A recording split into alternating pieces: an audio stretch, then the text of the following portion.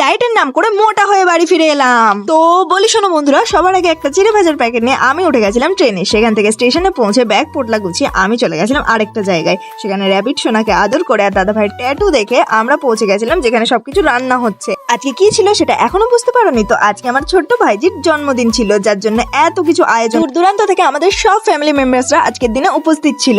আর আমি সন্ধ্যাবেলা চলে গেছিলাম ফুচকা খেতে। আর আমার লুকটা কেমন লাগছে অবশ্যই কমেন্ট বক্সে জানিও। আর বৌদির লুকটাও কেমন লাগছে সেটাও জানিও। আর মায়ের লুকটাও কেমন লাগছে সেটাও জানিও।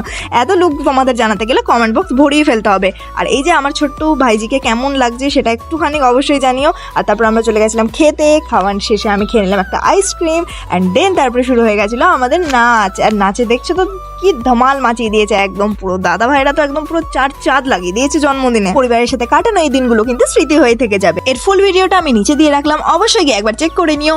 আর এরকমই ফ্যামিলিওয়ালা ব্লগ দেখতে আমার চ্যানেলটাকে সাবস্ক্রাইব করে দিও। বা